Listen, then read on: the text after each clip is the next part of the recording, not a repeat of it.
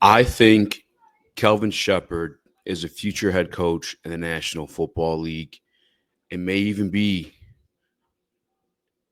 an upgrade over here in England. What up, though? Welcome back to Lions Nation Night. I am Eazy.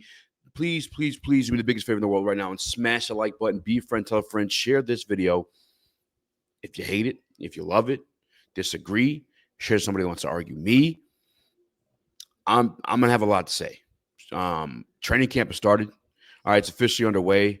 I'm sure you guys read a lot of the reports. The defense is dominating, and even before this, I do a lot of these media pieces. I'm blessed with that opportunity, by the way, too. I'm very thankful for them. I know at some point, multiple points on one of these platforms, I've told you guys how I felt about Kelvin Shepard. I have called him a Wunderkunst when it comes to coaching. I really think he is that level of coach in the National Football League. Um, to put you straight, right? He is 36, 37 years old. Getting his first coordinator job. Had only been coaching since 6 years ago when he came in as an outside linebackers assistant. Then became as the linebackers coach, and then since then he's been groomed to become what he is today, a defensive coordinator. And honestly, I don't even stop that conversation there. I think he's been groomed to become a head coach because Dan Campbell is that type of guy. He's not just out here coaching these players. Dan Campbell's coaching these coaches. Last year, I don't know if you guys remember, back when, because Aaron Glenn and Ben Johnson were head coaching candidates for the past 2 years now. And I mean, as much as I think there was a show of disloyalty or at least a little bit of WTF from Ben Johnson staying within the division, they were loyal enough to stay here longer than they had to. The tenure for the offensive coordinator position last year, I mean, Ben held the reins for the 3 years. That doesn't happen. Dave Canales, 1 year with the Buccaneers, becomes a head coach. Then you go look at Liam, who became the head coach of the Jaguars, also was a Buccaneer. Like these guys, there's only 32 NFL coaching jobs, and probably 5 of them available each and every year. And sometimes, like we've seen it before. Teams that are very, very good, and then you think, okay, there might be some carryover into like this following season. Then it doesn't happen. Then those guys who deny those coaching opportunities, those 5 jobs that are available, are out of a dream. I was gonna say job, no, out of a dream. Because now at that point, there's a stain on your resume, and people don't believe you. Ben Johnson and Aaron Glenn, they kept coming back, and prove themselves. And Dan Campbell knew they were going to become head coaches, and then we didn't fall short of what we became because those guys are legitimately good coaches. I know some people may feel indifferent, specifically about AG. I think there's a lot of context missing in that situation. I mean, when he walks into the door, what this defense was versus what he turned it into, I think you got to look at that if you want to get the whole picture of what Aaron Glenn is as a defensive coordinator. But however, moving on, Dan Campbell trained these guys to become head coaches. And in that scenario, they were training 2 guys to become offensive coordinators. One was the kid that went over to the Jets. I can't think of his name off the top of my head. Apologize, but you're not on my team. Don't care. Number 2, probably number 1, was Coach Kelvin Shepard. Dan Campbell would have these head coach meetings, and he would meet with Ben Johnson and Aaron Glenn, and I believe Shep would be in the room too, where you see different scenarios that might have happened across the league, and you guys know what type of ones I'm talking about. Like, oh, the Bears choked in the final 2 minutes, they calling timeout, so that's when they would review. And Dan Campbell would sit down, but what do you do to fix this situation? All those types of deals that happen, the 6 or 7 times that happen throughout the National Football League. Honestly, maybe even weekly. I could be way off in that number. But Kelvin Shepard was a part of that. And Kelvin Shepard, I feel so comfortable with taking over the defense because he's been in the building. He's been, like I said, groomed to become the defensive coordinator for the Detroit Lions. All his philosophies fit the same. And even if he views them different, he understands what they originally were at its core to tweak what it is to change it and deal with that. Another thing, too, is with Kelvin Shepard is guys across the league, Spagnuolo. I remember specifically, and I apologize, I'm all over the place. That's how I am. I have ADD. A couple years back, Zach Taylor, when Ben Johnson was entering his first year as offensive coordinator, as the official titled offensive coordinator, Zach Taylor was like, damn, man, like I love Ben Johnson. Like, we really tried to hire Ben Johnson, but the Detroit Lions blocked us every single year. That was Zach Taylor coming off of a Super Bowl. He didn't win the Super Bowl, but making the visit. So I think Zach Taylor's a pretty good coach. I heard like stuff, bits and pieces like that about Ben Johnson across the National Football League, and now you're hearing it about Kelvin Shepard. The one that comes to mind most recently is Steve Spagnuolo, one of the guys I believe is underrated as a defensive coordinator in the National Football League. I get that the Kansas City Chiefs have Patrick Mahomes, Andy Reid, and star power. Jason Kelce, but we all know he's kind of, whatever you want to say there. Travis Kelce, I apologize. Damn, is Jason Kelce more famous than Travis Kelce? I can't believe I just said his name first. That's kind of crazy. Either way, that defense is a big part of what they do, right? I just struggle to name guys on offense. Patrick Mahomes doesn't really have any wide receivers right now that are worth a damn, maybe outside of Rasheed Rice, and that's yet to be determined. He was injured last year. Patrick Mahomes has been doing the damn thing, but his numbers ain't been what they used to be. Patrick Mahomes ain't putting up 5,000-yard seasons. Patrick Mahomes not throwing for 40 touchdowns anymore. It's the defense carrying them. Steve Spagnuolo, Chris Jones, Trent McDuffie. They took a rookie cornerback, Trent McDuffie, started him and won a Super Bowl with them, right? L'Jarius Sneed, and they lost L'Jarius Sneed. You're like, oh, what are they going to do? Oh, we're going to bounce right back and go to the Super Bowl. Like, it's Steve Spagnuolo is one of the best defensive coordinators, one of the best defensive minds in the National Football League. And he had those Wunderkunst comments to say about Coach Kelvin Shepard with the Detroit Lions, talking about he's going to be a phenomenal head coach one day, not defensive coordinator, head coach one day. And that is our defensive coordinator, a guy that's been within this organization for the past 4 or 5 years, right? He knows the players, knows the philosophy in and out. And now he's also that's that brilliant defensive mind. I've heard him speak about how he likes to break things down. He likes to make sure he can articulate the players' jobs to them so that they can execute it without any question or flaw. They make sure they understand the why of why they're blitzing on certain downs. Make sure they understand the why they're dropping back in the zone, why they're doing man on the other side of the field. Like, he is, I think that's the best kind of coaches you see, right? The guys that can explain that to you. Anybody that can explain your why, you're going to go 10 times harder for, to be honest with you. Because in that accountability, once you have an understanding of your assignment in that role, the accountability is on your side. Because there was no miscommunication, right? If you mess up, that's on you. And people take pride in that. Players take pride in that. And I think that's what Coach Kelvin Shepard does. On top of that, when it comes to this defense specifically, on the resume, my man just got handed the keys to a Ferrari, to be honest with you. You might have to, there might be a little, it got totaled last year. I'll be honest with you. Like, the Ferrari got totaled last year, and you might have to fix up the tire, only McNeil. You might have to get a couple oil change, Marcus Davenport. But ultimately, when you're looking at the upgrades you made, I think, Terrion Arnold, Aidan Hutchinson, Jack Campbell, Brian Branch, Kerby Joseph. My man got handed the keys to a Ferrari. He is about to cook. I promise you he is. Let me play some of these clips. How about that? Do I just play the press conference? How long do we want this video to be today, boys and ladies and gentlemen, people, humans? Here, I'll do this. I'll upload the videos to here. We'll play them from here. How's that sound? Works for me. I want to pressure the QBs. We know AG blitzed a lot. What is your kind of just philosophy of blitzing? What do you how much do you feel that's important to what you're about?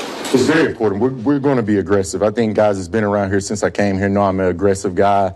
My mentality is to get after you, play in and play out. But also you got to be calculated. It has to be a why behind it. But more importantly, the players have to understand the whys behind it, why I'm asking them to do certain things. We got to make it all look the same. Pre-snap looks versus post-snap reads and things like that. And like I said, these guys have bought in. So the more they can handle, the more we'll do.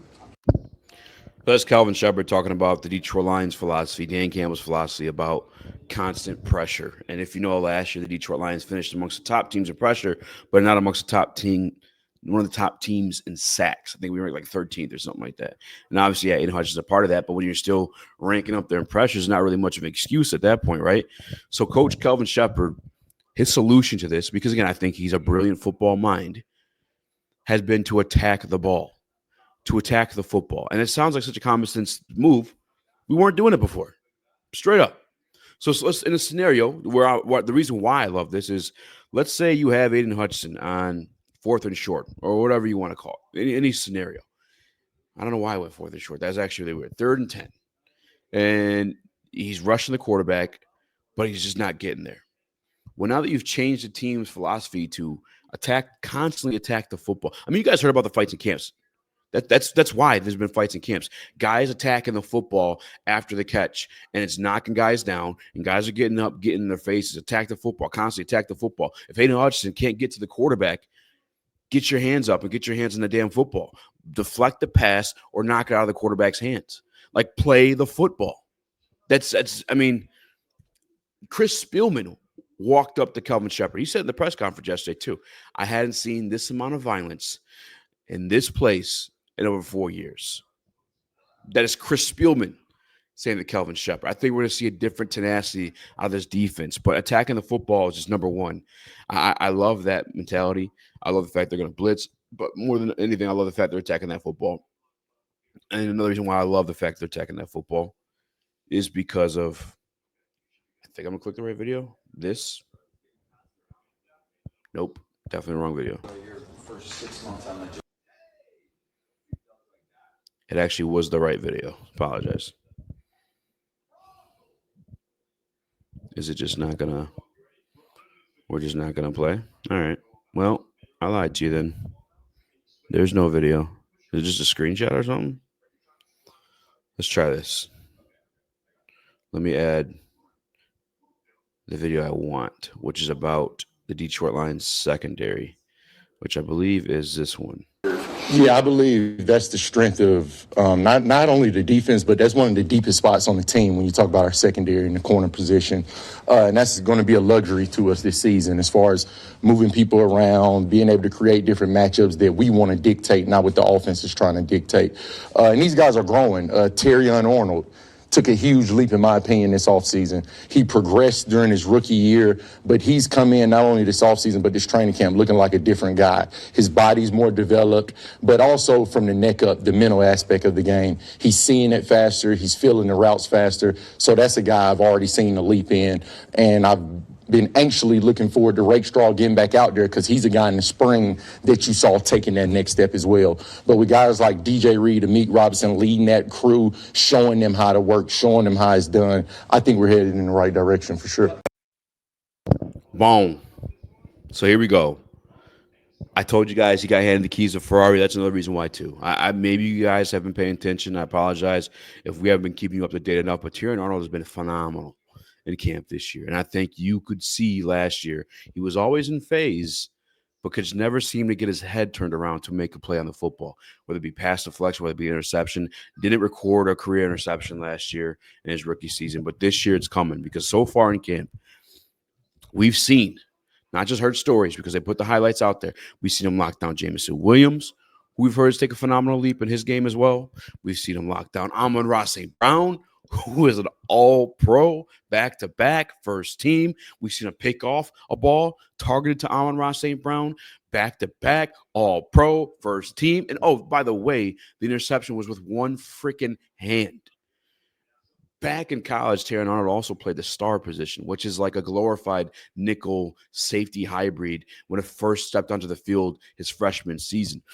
Terrion Arnold, not only is he better in his skill set, but is versatile where he can move around and weaponize him on the defense. You look at Meek Robinson. When we signed him, it was to play the outside cornerback spot.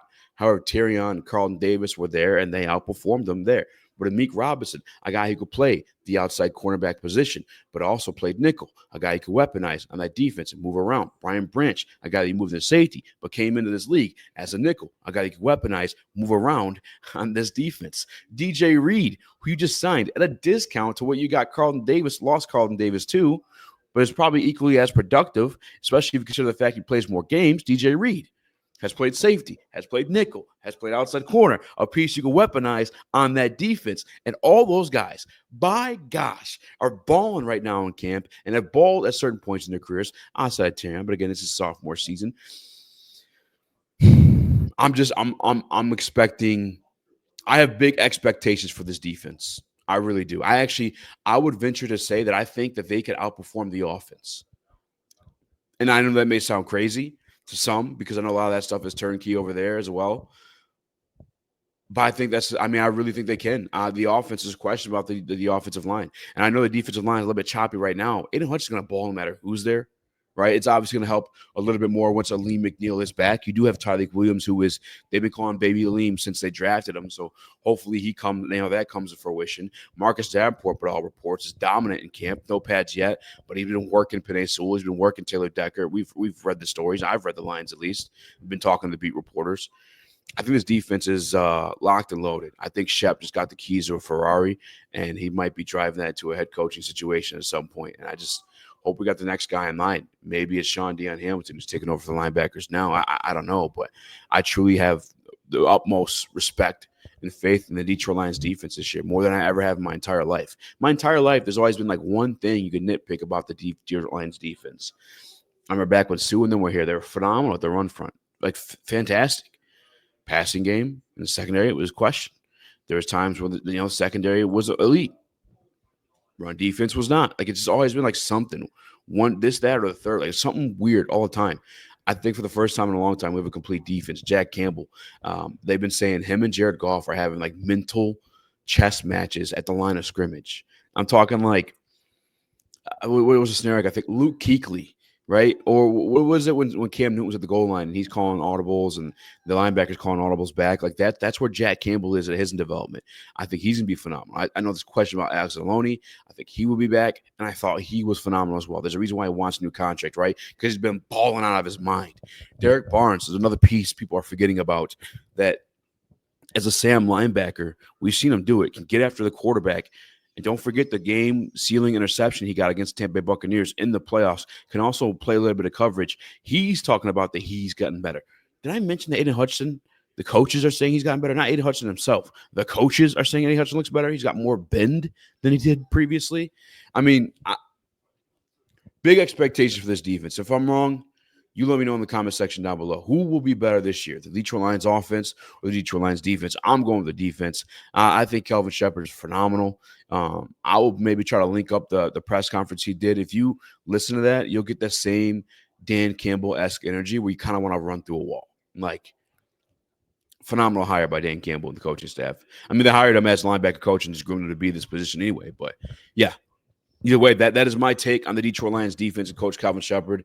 I think they will be phenomenal. They're in pass today. More news will be out. Make sure you check in with us later from 5 to 7 over there on Woodward Sports as well. But subscribe here because this is where I'm chilling. This is where I'm posted, where I'm just talking to you guys 1v1, just letting the thoughts flow uninterrupted by 7 other people on the same show. Smash the like button. Be a friend, tell a friend. Share this stream. Until next time, I am out.